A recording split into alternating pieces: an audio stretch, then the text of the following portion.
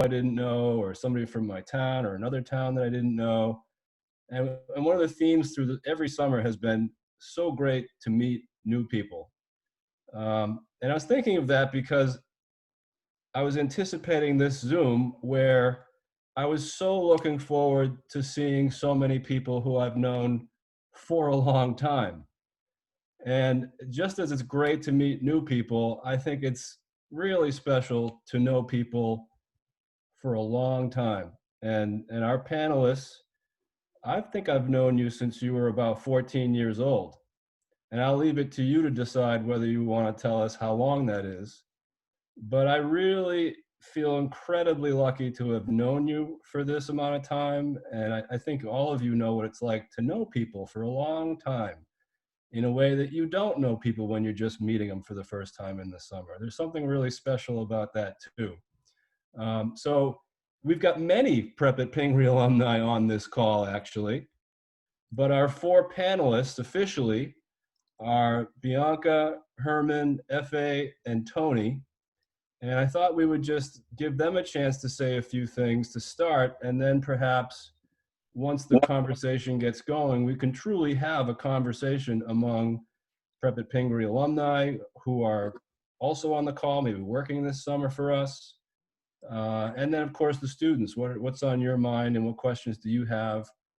And can you imagine yourself in 5 years, 10 years, 15 or 20 years even, I hope not Zooming back in on a Prep at Pingree call, but perhaps coming back to campus as a 25, 30, 35-year-old to talk to someone who is in your shoes right now, going into 8th grade, going into 9th grade, 10th, 11th grade. So just as with those introductory remarks, who wants to go first? And the question I have for all of you, if we could just kind of go through all four of you one at a time, who are you? And I know that could be a weekend of discussion, but who are you? Tell us a little bit about your family. Tell us a little bit about where your family is from, where you are, where'd you go to school, where'd you grow up? And if you're not in school anymore, like some of you, what are you doing now? Can you give us a little sense of who are you? Anybody want to go first? Herman, I think I saw your hand first, so that's appropriate. You know why, Herman? I figured I should. Why is that appropriate? Tell everybody. So, hi, I'm Herman. I was part of the first Prep at Pingree class in 2000. No. You were the first student we ever enrolled. That's what I hear. We had never done this, and we were like, hey, anybody want to come and hang out with us this summer? Anyone? And Herman said yes, he was the first one. Thank you. I'm so glad you did. My pleasure. So I guess I'll be fast. But I grew up in Lawrence.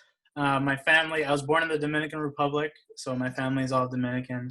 And I've actually been getting into Ancestry.com stuff and genealogy. And, you know, it says I'm from all these different places like Africa, Europe, and all this. But as I do the Ancestry, it's all just Dominican. It's pretty interesting. So I grew up in Lawrence, where I went to the community day charter school, like I'm sure some of you guys are. And then I went to Pingree for my high school, and I went to a school called Gordon College for my undergrad, where I studied music. And honestly, I can say that none of that would have likely happened if it weren't for all the things that I learned at Prep at Pingree. So that's it. Right now, I'm not in school, so I actually started my own business doing video and marketing for digital content. So it's still, I'm 10 months in, and it's been really crazy and a roller coaster. And I'm going to be a dad soon, so like life is insane. So that's me. This is Herman's business card. You can see it. It stands out. I keep it on my desk, Herman. Thanks, Steve. One of my hobbies is collecting business cards of Prep at Pingree alumni. Is mine the only square one? Yours is the only yellow one. It's the only square one. There you Yes. go. Very cool. Thank you. Who? Anybody want to go next? Fa. All right, yeah, I can go next. Hi guys, so my name's Fa, and I went to prep at Pingree 2011 and 12, so wow, 9 years ago. And I went to KIPP for middle school, and then I went to Phillips Exeter for high school, and I just graduated from Cornell, studying global and public health sciences. So I'm part of the Zoom class of 2020, whatever we're calling that mess that just happened. And so, yeah, I just graduated and now I'm working at Mass General Hospital in the infectious disease department, which is a lot. Wow. And so I'm working remotely for the most part, but that's really cool. And actually my 7th grade science teacher from KIPP is one of my coworkers. So things kind of came full circle there. So that's cool. Yeah, I don't know if there's anything else I could talk about, but yeah. Well, that's pretty timely, working at Mass General in the infectious disease center. Yeah. I can't think of anything more relevant and important right now. So it's a lot unique challenges, but also a lot of unique learning opportunities. So it's been an interesting time, but I'm not. That's not me, but some other people are. You think we're gonna get a vaccine? There are also a lot of conferences actually that I've been help coordinating right now about that. So the preliminary results look really good. So let's see. I hope so. Yeah. Tony or Bianca, one of you want to go next? Oh, this is Bianca. So hello everyone. Thanks for having me. So my name is Bianca Mejia. I'm originally from Lawrence, Massachusetts. My parents immigrated from the Dominican Republic and Puerto Rico. So my mom is Puerto Rican, my dad is Dominican.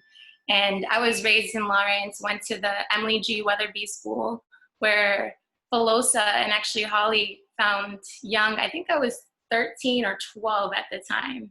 So I'm the second class of prep at Pingree, I believe, 2003 or 4. So it was I can't even do the math in my head right now. That's 03 and 04. Yeah, 03 and 04. So it was a long time ago. And from prep at Pingree, I actually ended up at the Pingree School. And from the Pingree School, I ended up at Tufts University. So I'm a fellow jumbo along with Filosa. We're jumbos. And I studied engineering psychology, which at the time I had no idea what it was, but it sounded really cool and they offered a lot of cool jobs and whatnot, but it's also known as human factors engineering, UX design. I ended up working at the Department of Transportation, doing a lot of rail safety there, decided that I needed something new, packed up my car, moved to DC 2 years ago. So now I'm in the great, not a state, DC region, and it's been history ever since, but so far liking it. The great someday state of Washington, D.C. It's a lot to do here. It's a lot going on. Yeah, nobody knows what their major is, really.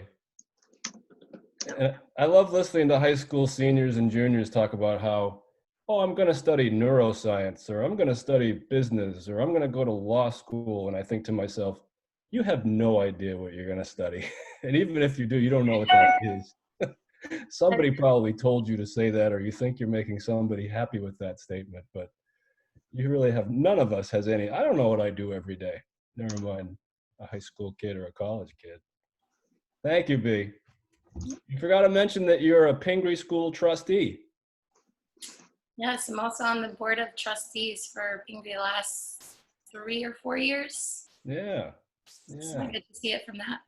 Very cool. And Herman, both you and Bianca didn't mention that you're on the Prep at Pingree Advisory Committee, which is the group that helps us make decisions and figure out what we're up to. So thanks for doing that. Who we got FA, we got Tony. Who wants to go next? I can go. Hey everyone, my name is Tony. I'm from Lawrence, Mass. Born and raised. I went to Bellassini Academy. I don't know if anyone went there here. And then I went to Pingree School for high school. And then from there I went to the College of the Holy Cross for undergrad, where I majored in math and computer science. Luckily, right out of school, I got a job at Fidelity Investments, working as a software engineer. Great. As you were speaking, it occurred to me, I neglected to mention Janet in all of these references to the alumni panel. And Janet, if I That's were for you, last. I would have left if I were you and that happened to me, but I'm glad you're still here. Do you want to go last? Yeah, I can. If Okay. everyone else is done. So FA is also left, but oh no, you went FA, right? Yeah, thank you, sorry. So Janet, yeah. Yeah, Any as relation Tony, to Tony? yeah, I'm just his older sister that got him into prep at Pingree. So, there would be no Tony if there wasn't a Janet. So, yeah, as Tony said, born and raised Lawrence, Massachusetts to immigrant parents, Vietnamese and Chinese. I started school at St. Patrick's, which is now Lawrence Catholic Academy. And then I went to Pingree for high school, Boston College, where I studied sociology and communication. And now I'm working in product management for an ed tech company. So basically, all this COVID stuff kind of helps us in my field because it's all that distant learning and making sure that kids are connected to their teachers at this time. Business must be booming. Better than expected, which is good. I still have my job, so. Yeah, that's a very good thing. Very good thing. What is it? 52 million people have lost their job so far during all this. Well, thank you. It's nice to be reminded of who you are and what you've been up to. And I hope everybody heard and met you for the first time with those introductions. I'll just throw this out to all of you. Do you have any memories of prep at Pingree? I'm curious. And I don't want to hear you say, oh, Mayo is the greatest, and not that kind of stuff. But do you have any moments that are forever burned in your mind, whether it was meeting someone or doing something or succeeding at something, failing at something? Just any memories this many years later? Good or bad?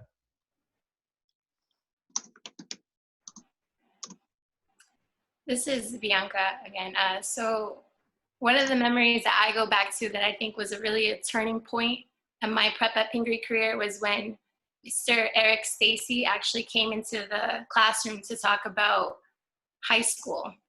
And for me, being from Lawrence, Massachusetts, I thought high school just meant you either go to the Voc or you go to Lawrence High. And in comes Eric Stacy, and he's talking about parochial schools, private schools, and public schools, and all of a sudden you have options. And I just think, for me, I think that was one of the, along with all the fun activities and the networking and developing relationships, but I think that was my biggest takeaway from Prep at Pingree was all of a sudden I have all these options. I learned what a parochial school was. I learned what private school was. Even though we were having these sessions at Pingree, I don't think I really understood what that meant or what type of school that was or what kind of opportunities you would have by going to a school such as Pingree. So I think that for me is just a memory that I clearly holds as a turning point, something that I've taken with me and learned a lot from. If I could and I piggyback think I saw Mrs. Dyer log in for this call, and some of you may remember Mrs. Dyer coming to that same admission panel or even the workshop that she has led about how to apply to independent schools. So hi to Mrs. Dyer if you're out there. Perhaps some of you students now will meet her eventually. And just to be clear, this panel happens to be independent school alumni, but we just as easily could have had a panel of alumni who went to their public high school and did exceedingly well. And we also could have had a panel of alumni who went to Catholic schools and boarding schools and did exceedingly well. So we are not here to plug Pingree or plug independent schools, but I guess because we've known you for so long and you've gone to Pingree, at least 4 of the 5, we tried really hard to get FA to come to Pingree, but that didn't work. It's been easier, I guess, to reach out to you, but maybe a future panel we'll have of just the students who went to public school or Catholic school to talk about their successes. But that's quite a memory, Bianca. I can picture it. I've seen it many times. Any other memories for Any of you? Well, this is Herman. I was going to say, just piggybacking off of that, there was in that same session of the moment where I think we did a couple of little like mock interview type things and got an idea of what being interviewed was. And when you're 12 or 13, it's like really intimidating and you don't know what to expect, especially because you think your entire future depends on this one moment. But learning from from them the importance of making eye contact with someone, shaking their hand with a firm grip, things that seem so fundamental now are things that I learned in those moments. And I think it reshaped the way I present myself to people and how I can approach and feel confident with who I am when I'm meeting somebody. Yeah, I definitely agree. I remember that like I had never even heard of Exeter or Pingree or all these types of schools before then. And so I remember those panels. I remember Ms. Dyer talking to us, and I loved all of the in-class things. But my biggest memory is probably just being a brat. Like, I have to apologize to like Tony and Janet and all my student instructors. Like, I just never wanted to go outside and the Ipswich River and like all of that, like nature walk. I was just not about it. So that's probably one of my biggest memories, and kind of just wanting to stay inside with my friends. But I remember the first day of prep at Pingree, actually, 7th grade, on the bus from Lynn to South Hamilton. And I remember this time Pingree also, like prep Pingree wasn't all like as big as it is now. So there was enough room for everybody to just kind of like have their own row in the bus.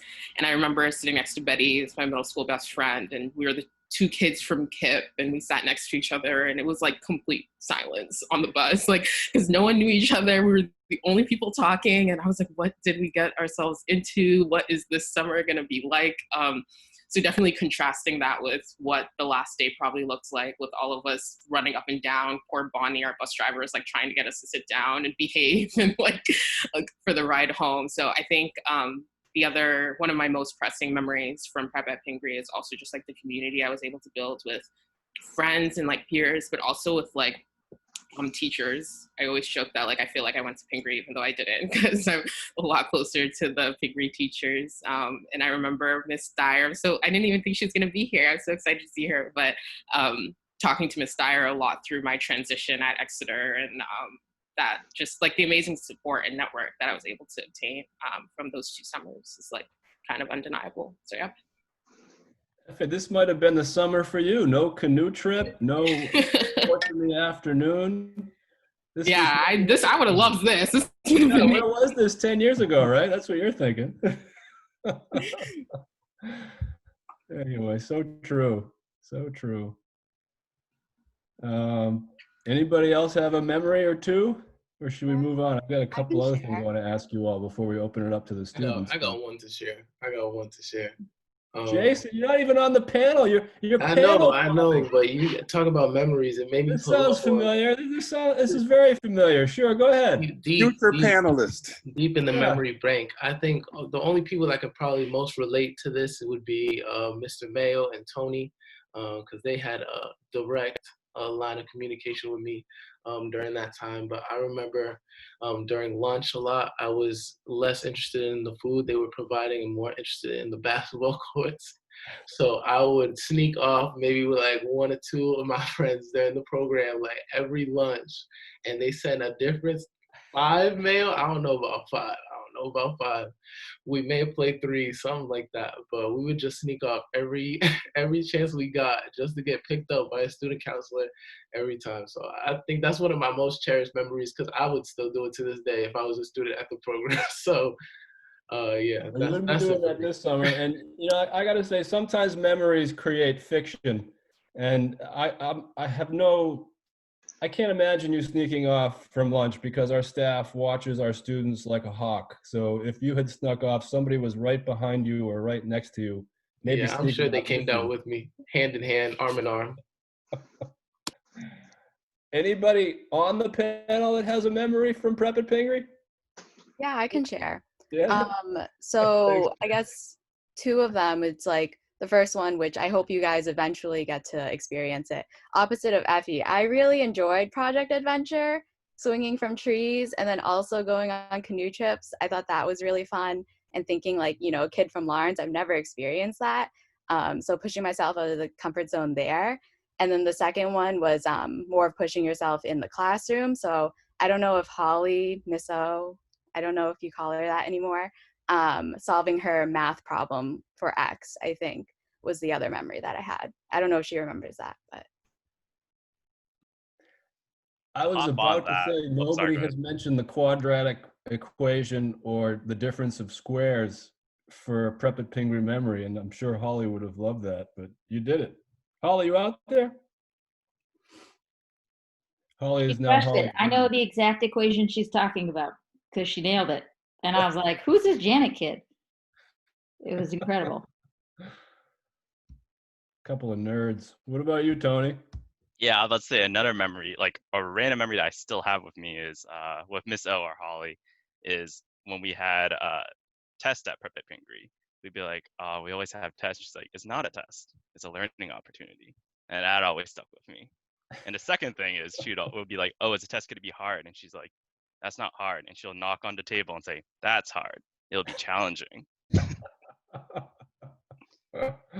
I don't know if it was Miss O, but I'm almost positive it was. Or we'd ask her like, "What's on the test?" She's like, "Everything from kindergarten till now, like that's testable." And I was just like, "This is crazy." Like, so I remember that too. So unfair. I think a common theme is, well, I was going to say Prep at Pingree was the first time I ever got kicked out of class. And I remember, I don't know why, but you know, when you're a kid, it's cool to not do your homework or reading sometimes, right? And to procrastinate. And a lot of you probably don't remember Mr. Thomas.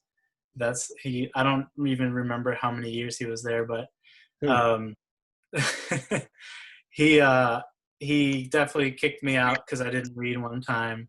And then I realized that everyone else there was there and actually enjoyed learning. And, you know, I started to enjoy learning because it was to my benefit. So it was one of the first places where learning and being like academically challenged was cool. Yeah, that theme of enjoying learning seems to come up over and over again. So many students have told us over the years, oh, Prep at Pingree was the first time I was in class with somebody who actually liked school, somebody who wanted to be in school, somebody who wanted to talk about the book they had read or wanted to talk about how they had solved for X, which I think is truly remarkable.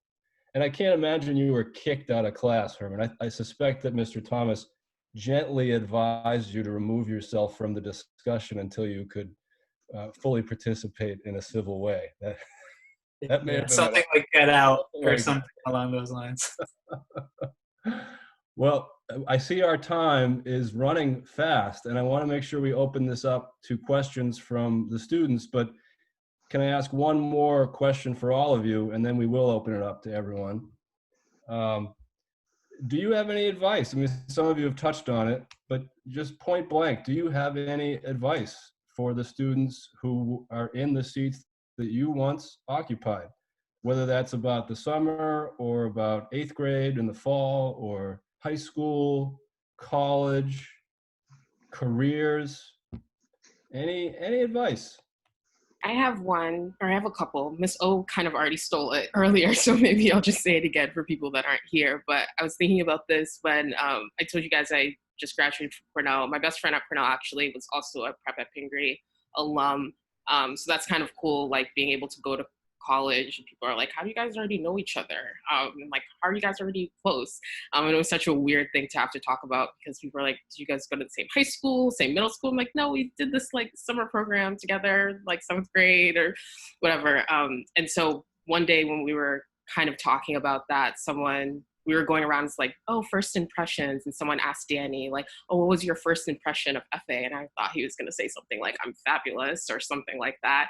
And he was like, I thought you were like kind of mean. And I was so shocked. Like, I was really upset for like the rest of the day. He was like, yeah, it was just like kind of you and Betty, and you guys were just doing your thing. You were like the cool Kipsters, and there was just like everybody else. And I was like, I don't know if we're going to be able to be friends.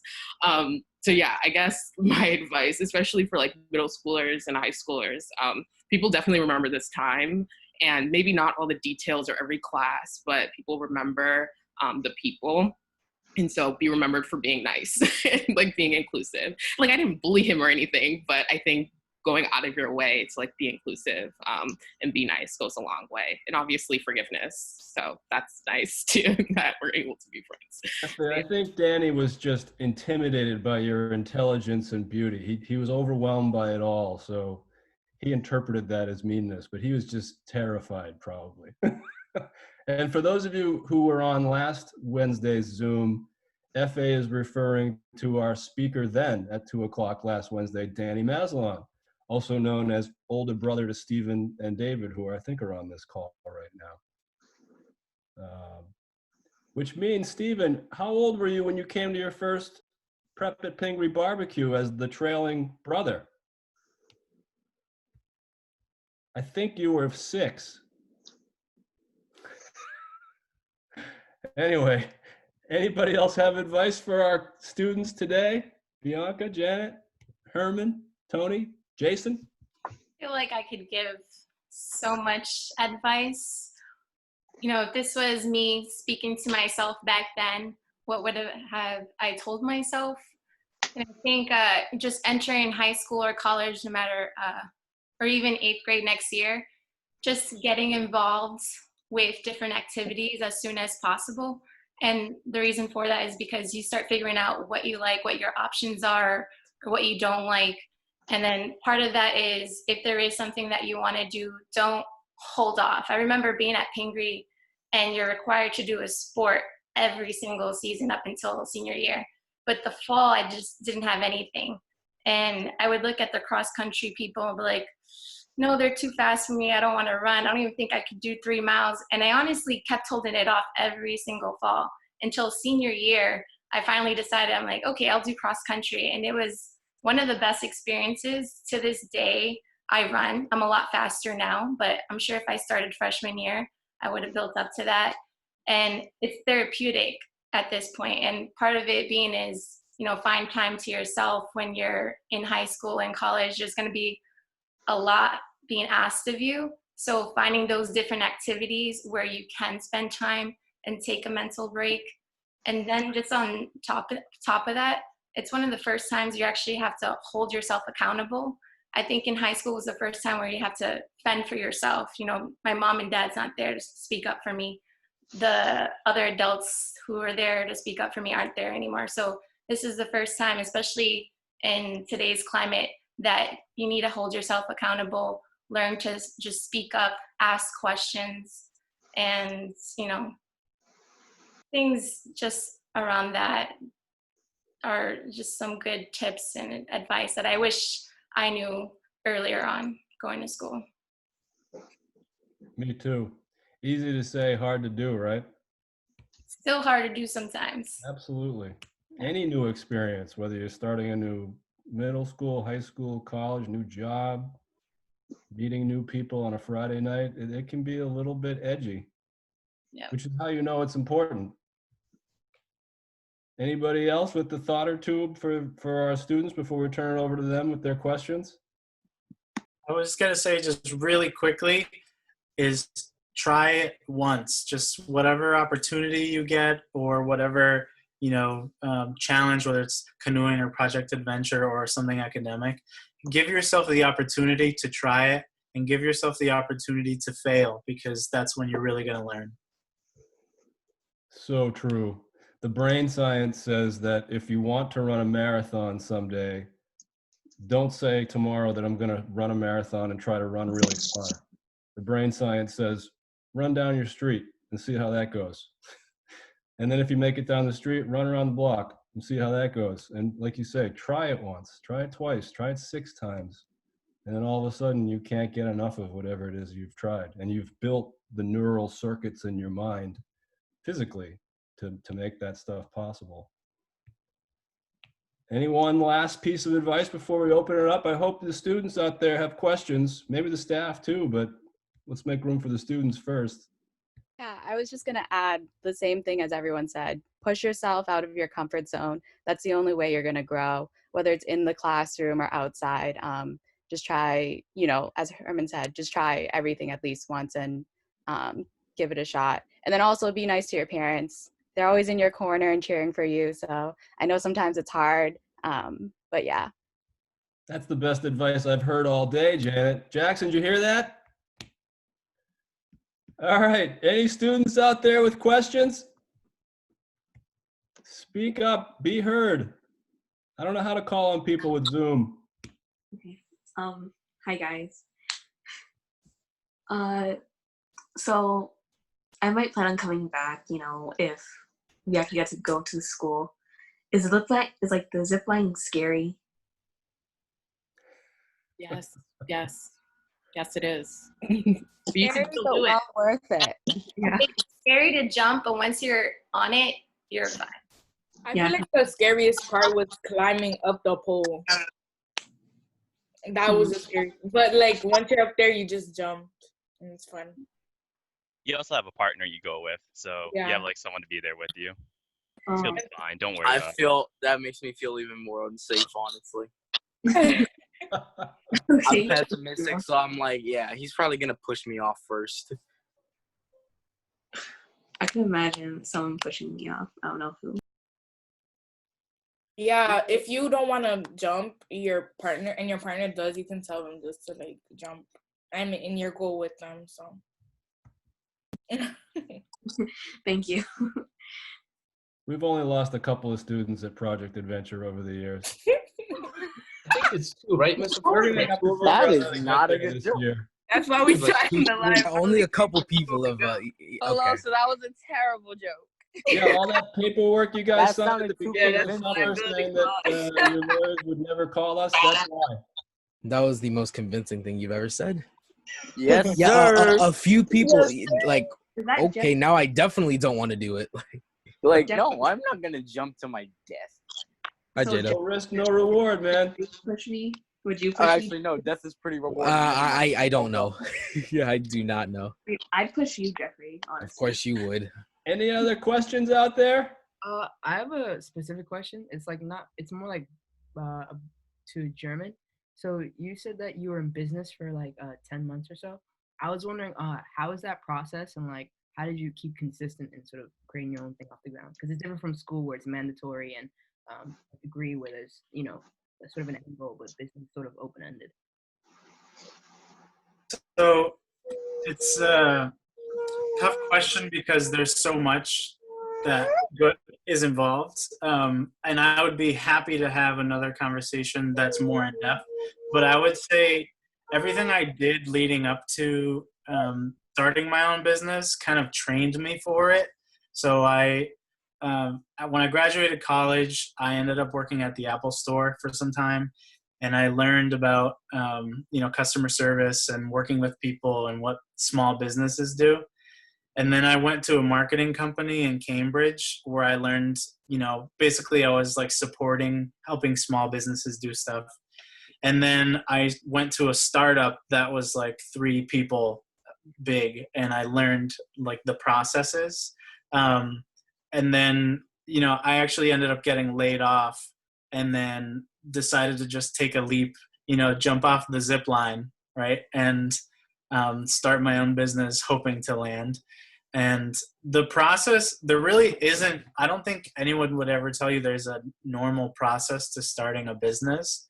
You kind of have to really be passionate about something, figure out how you're going to make a living while you're doing stuff, and maybe live with your parents for some time, but it's hopefully worth it in the end. I hope that answers your question. I'm not sure if that does, but Yeah, it does. Thank you. So also adding on to that, your name is pronounced Herman, right? Yeah. Oh, that's Okay. my bad. I apologize. Oh no, that's okay. So I like your process with making your own business. I don't want to make my own business. I want to be an animator when I grow up. So I want to start off small too, like maybe working for like interning for Nickelodeon, Cartoon Network, and everything. I want to make my own show. So like I like how you started out small to like get to somewhere big. Yeah, I guess what I would say to that too is I have other friends who I guess when I was working at the marketing company, it was also kind of a startup. And what I would say is people would get promoted into jobs that they were already doing. So like if they wanted to work in a certain place, they would do their job and they would also do the things that they loved on the side until they got so good at that they basically got promoted and did that full time. So I would encourage you guys, if there's something that you're looking to pursue, but you're obviously in school or you're doing something else, a side hustle or side gig and do that, and you'll see that it kind of just grows from there. I think we have a piece of our fall. Oh, sorry, Effie, go ahead. No. Sorry, I was just going to add on. I think that's really good advice. And I think something that I wish I did more of, if I didn't have the skills yet, or like, let's say I want to be an animator, but like, I don't know how to draw or I don't know what to do, but it's not necessarily my major, find out how many pass-fail classes you can take in college and take as many as you can. And I wish I did more of that because it allows you to kind of take classes that maybe you're not as confident in, or you want to focus on like your core classes for your major. Like I was pre-med, I had to really do well in chemistry and things like that. But I wish I took more classes outside of my comfort zone so I could still be gaining skills that I might want to use later on for a side hustle. So that's like another piece of advice for you guys that are about to enter college. I think we're hearing a theme for perhaps a new course next summer or some kind of a Saturday seminar during the school year. You know, so you want to be an entrepreneur, so you want to start your own business, which is what a lot of people are doing as they figure out companies really don't want to hire them. And if they hire you, they're going to try to figure out how to get rid of you as soon as they can and replace you with a machine. That's the world you are going into. So yeah, maybe we should program that. Do you all know students that were hoping to stay in touch during the school year? Have you heard that at all? Or if you haven't, you will. Hopefully the summer isn't the end, and we'll be keeping in touch in the fall and the winter and the spring, and maybe we'll do another panel about just starting a business for a whole morning or something. Other questions out there? It's 2:45. I want to go until 5 or 6 o'clock, but that feels selfish. So is it okay if we go until 3? Is that all right with our panelists especially? I want to respect your time, but it's not like we have to hop on a bus. So I have therapy in 3, so I'm going to make my leave at the moment. I'm sorry, but sure. you guys have been very informational. I can't really describe anything. I'm sorry, but thank you for enlightening me about what's to come and what I should be able to do. So yeah, I'm gonna head out. Bye. Well said. Thank you. And anybody who else has to go, don't worry about it. But for those who can, let's try to hang on until about 3 o'clock. Are there questions out there? I have a few, but I don't want to ask them if there are other people with questions. I have one. So my question for the panel is, what do you think was the hardest part about high school?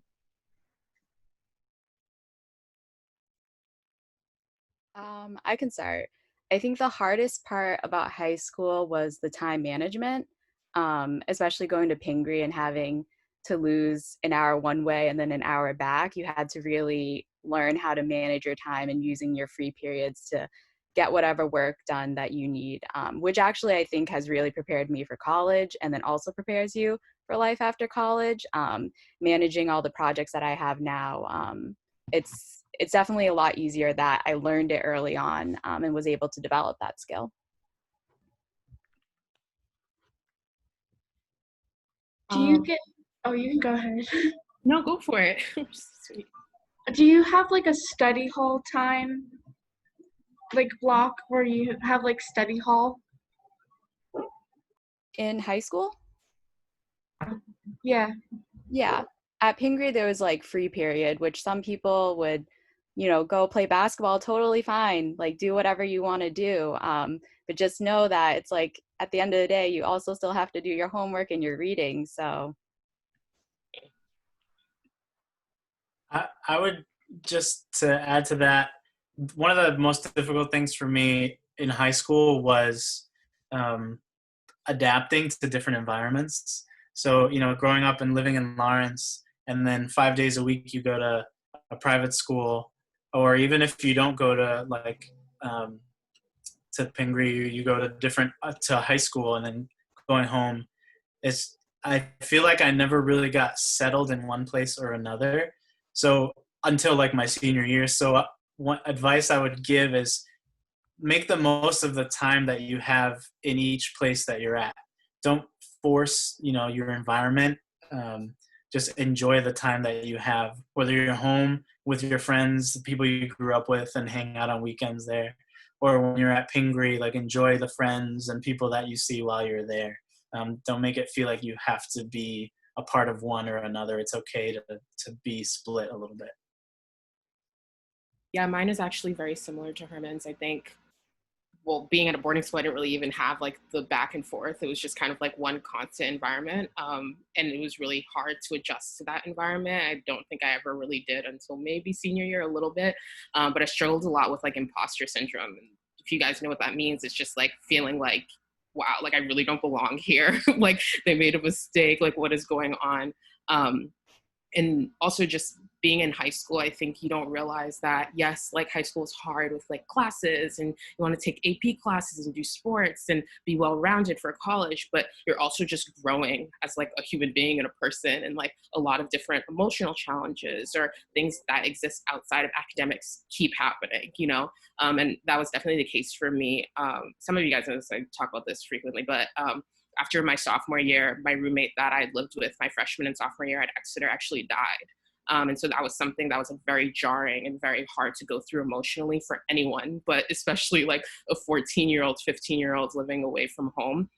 And this kind of goes back to my emphasis on community. I remember, actually, I was looking at my emails before this and like found a lot of emails from Miss Dyer from like 2013, 2014. And I actually, for some reason, was at Pingree. I don't know what I was there for, a reunion or like Park Pingree reunion, something.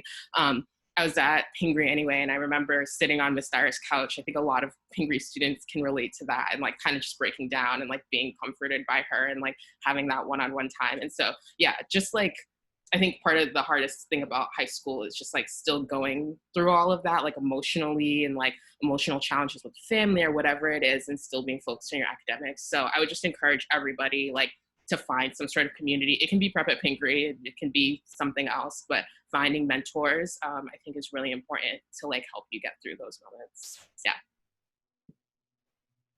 My experience in high school was pretty similar. Pingree for me was my first time that I had a culture shock. And not only that, but in terms of the learning, being in middle school in Lawrence, I was always constantly getting A's. And the first report card I received from Pingree that fall, there was a B on it. And my mom was like, what's going on? This is absolutely insane. This isn't acceptable. And I had to explain to her, like, this is actually a challenge. So that, just seeing B's on my report card for the first time, basically in my whole life, being, I thought of myself as an outstanding student, and not that I wasn't, but it is a challenge at first, especially if you're going to an independent school, coming from a certain background. So I think that was challenging, on top of the fact that a lot of the kids that I was in school with, they kind of had an idea of what they were going to do next. And part of the reason for that is because they were surrounded by, these academic backgrounds from their families where, they knew what they had to do to be a lawyer or a doctor. They were already talking about college sophomore year. And I'm here just like trying to get through the second report card so I can have an A on it to show my mother. And that was very difficult to overcome, but I did overcome it. And part of it, to Janet's point, was time management. Part of it, to FA's point, was finding my mentors, asking for help, using all the resources available to you. I can only speak to my experience at Pingree, but they offered a lot of like counseling, a lot of extra time for math, a lot of extra time for history. Your teachers are available to you. They're not just there in the classroom, but they're there outside of the classroom. So just taking advantage of that and just knowing that there are going to be those hiccups where you're going to doubt yourself, but you're going to overcome those doubts.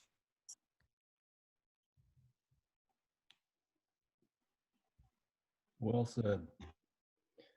And I think all schools, all workplaces have good people who are there to help, whether it's at Pingree, boarding school, Catholic school, your public school.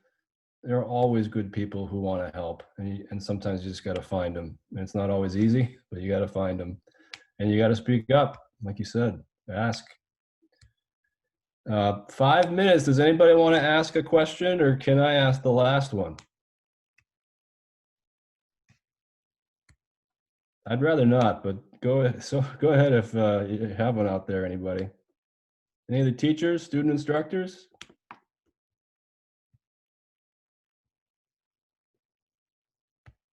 All right, so I'll wrap up with this question, which could really be a weekend retreat. It actually could be a month-long retreat. It actually could be a lifelong study.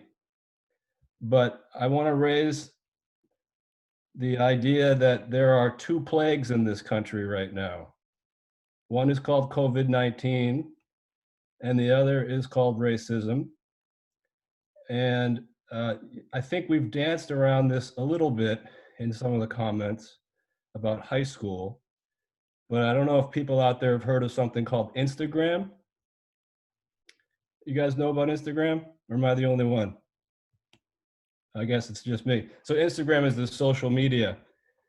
And lately there have been Instagram pages, sites created, Black at Pingree, Black at Exeter, Black at Boston College, and so on. I don't need to explain this to you. You saw it before I did.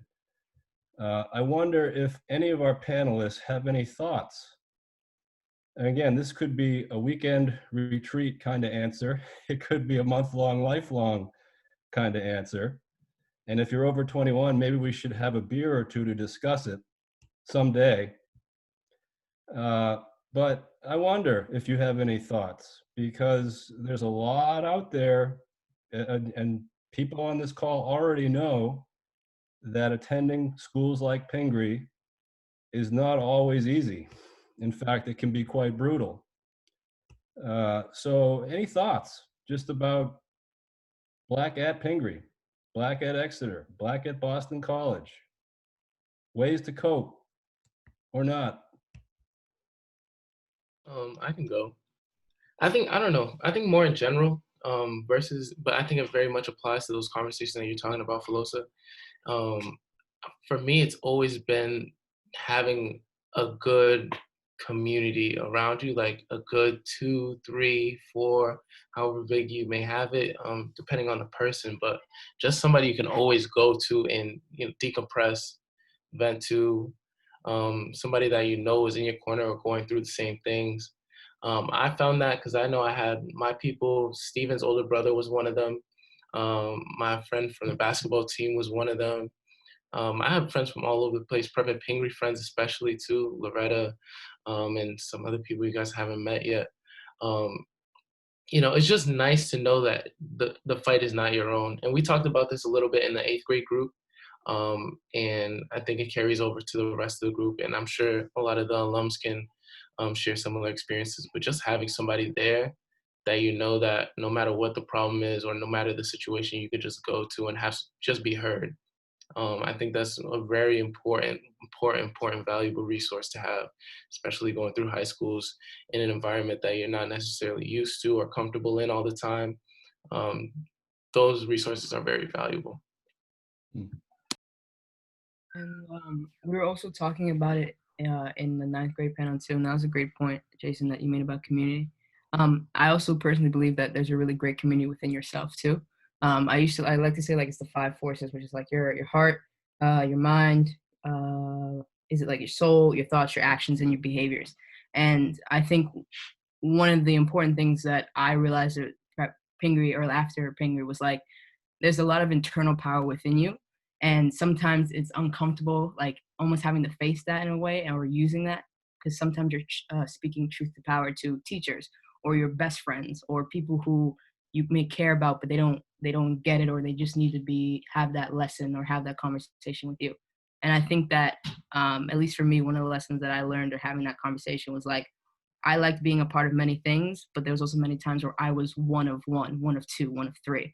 And the effect of tokenism is very subtle, but very insidious, because even though you know you're a person and you're an individual, there's this almost like hidden cloud that's like, I have to represent what Nigerian girls look like, or what Black girls look like, or what girls from PBD and Lynn look like, and stuff like that.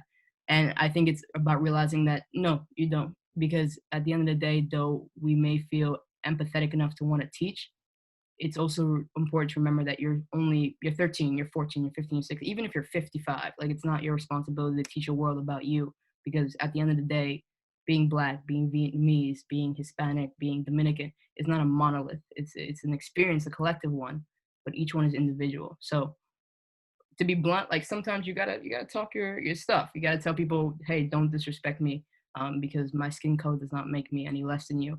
My background does not make me less than you. The food that I eat don't make me less than you, even if you are the only one. So it was hard for me to learn that in the moment, because when you're 13 and 14, sometimes you want to be liked, you want to be popular, you want to somehow fit. And when you realize you don't, at least for me, I now see it as a blessing more than a curse, because I have an experience that not many people can have. So it's about sort of owning your differences and realizing that no one should make you feel less than them, and you shouldn't feel less than them. Yeah. So to Loretta's point, I think my thought process is there's this idea out there that minorities don't have any power. And I just like to counter that to say that we do have power. We have the power to resist racism. We have the power to resist prejudice. And part of that is by speaking up. And I remember, being at Pingree and an incident happened. And the year that I was at Pingree, I think it was my either freshman or sophomore year, we spoke up and we started MLK Day. And that only happened because we spoke up and we said, there's training that's needed.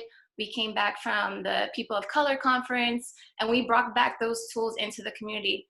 But I know for most of us, we want to find a community that looks like ourselves. And I think what's important also is to find allies, people that don't look like you, people who don't look like you, who are in positions of power to start reform. And I think that's very important, because you're not going to just find this in high school. You'll find this in college. You'll find this in the workplace. Right now I'm in DC. I work for the Coast Guard. I'm surrounded by these red states and blue states. It's very different views. So I just want to promote that you do have the power. You do have the power to resist. You do have the power to speak up. And it's just important to surround yourself with not just a community that's going through the same thing as you, but another community that is going to support you and going to be those allies for you. I know we're running out of time, Flo, so can I say one more thing? Of course. Okay. Again, I'll do this until 5, 6, 7 o'clock. I have no place to go. Okay. This is like the highlight of my month, by the way. This is like the most human interaction I've gotten. So I also Right back at you. Yeah, to Bianca's point, I love that. And I think that, and what Loretta was saying, everybody's saying, just like understanding the power that you do have. I really wish that was something I believed earlier on. I think I became very passive in high school, which I wasn't in middle school. Like I was so confident and so loud and kind of obnoxious. But I think I got to high school and a little bit even in college where I was like, wow, like this is such a gift. Like, thank you for letting me into your school, and like, just like sit here with this gratitude and stay very passive and not understanding a lot of power that I did have to enact change. So I think that, like, to Bianca's point about like starting MLK Day, like that is such an amazing thing to look back on and realize that you did. So I guess for students going into high school or college, wherever you are, like don't let like your acceptance letter into that college be the last thing you're proud of. Like be able to look back and say like, wow, we were able to start MLK Day, or wow, we were able to start that podcast or that training or whatever. And I really want to encourage you guys to I don't know if anybody is like struggling with imposter syndrome, or whenever you like struggle with like not being as confident, like there are so many ideas that you guys have, so many nonprofits, so many business ideas that can really come together to make the change that we want to see when it comes to racial injustice or anything. And that's something that at the end of the day, you're going to look back and be proud of, not how wasted you got that night, not how many guys or girls you got with, not like you got into this whatever party or whatever it is you're into, or sports team or whatever. But I think really making the big moves to shake the table is something that you're going to look back on and be proud of. And that's something in and of itself is great, whether or not it makes the big, huge changes that we're talking about right now. So, yeah. Well said. Yeah. Yeah, everyone here said everything really great. I just wanted to preface by saying, like, your safety, your mental health, everything always comes first.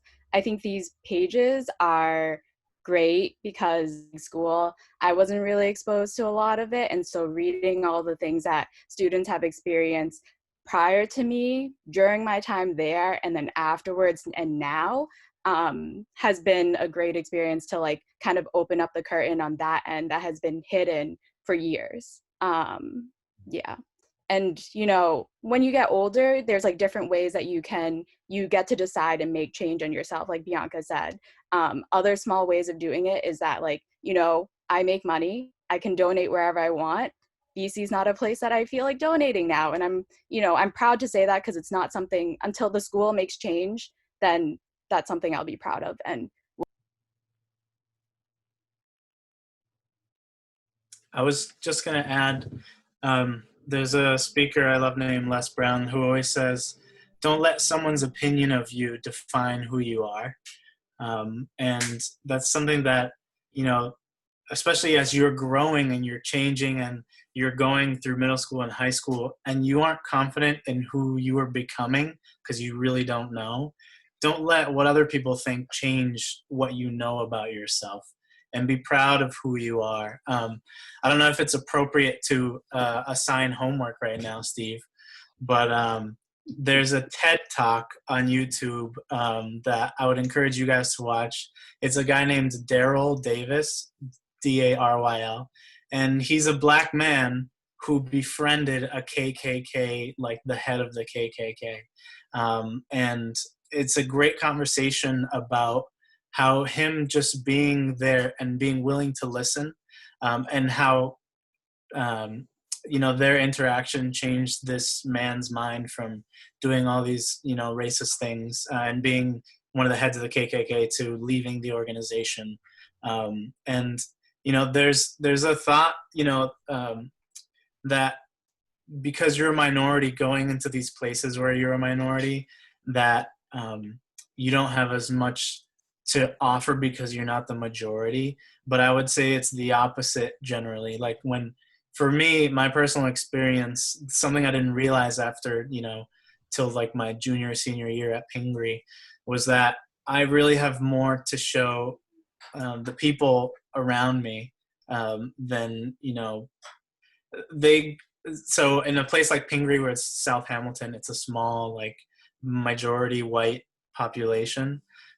They grow up in an environment that's pretty, like, you know, pretty the same. And so us coming to them is giving them as much of an experience as us going to those places that we've never been exposed to. So just know that you're adding value to wherever you go, and empower yourself to be confident and know who you are.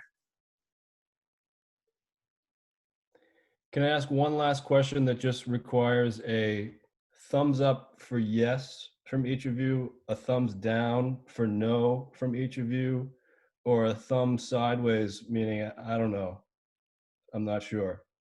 And my question, that, and maybe we can close on this before handing it back to Paul, is I know you don't have kids, and maybe you'll never have kids, maybe you will someday, who knows? But if you can imagine a day when if you have kids, would you send your kids to Pingree, to Exeter, to Governors? And you know, this is yes, this is no, this is I don't know.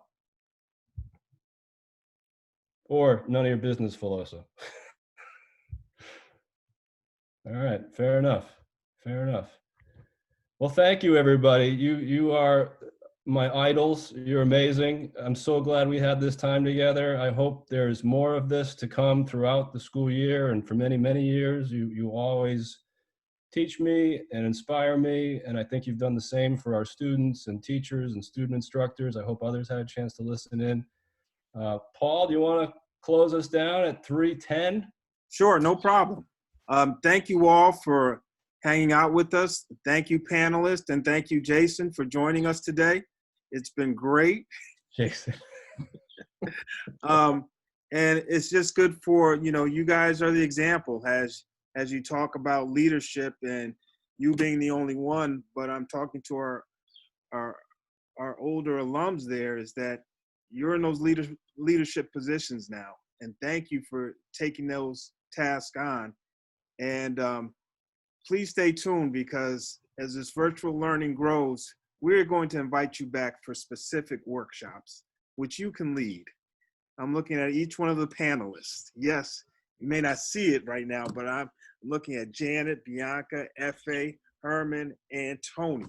And one thing with Tony taught me what a student instructor is truly like. He was my first student instructor, and all others followed. And it's just great to see all of you. So thanks for coming. Check out that, I think Steve put that link in for Daryl Davis. I think I did the same thing. It may take you someplace else, but hopefully you'll have time to look at it. But thank you for showing up, and see you soon. Yeah, no problem. Also, guys, like, you have my name. Look me up. Send me essays or whatever if you have more questions. Like, literally, I'm so serious. Prep at Pingree, I would do anything for you guys. So yeah, all the students, you guys have my name. Great. Thank you. Bye. I'm looking forward to that personal finance and small business meeting. It's coming soon. Excellent. Yeah. Yeah. End of September. All right. Bye. Thanks so much.